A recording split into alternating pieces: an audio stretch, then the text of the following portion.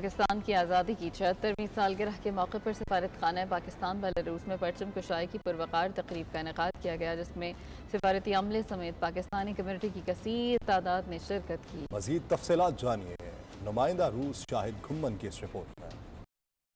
جشن آزادی کی پروقار تقریب میں فضا ملی نغموں سے گونجتی رہی۔ تقریب میں پرچم کشائی بھی کی گئی۔ سفیر پاکستان سجاد حیدر خان نے پاکستان کے قومی ترانے کی دھن پر قومی پرچم لہرایا۔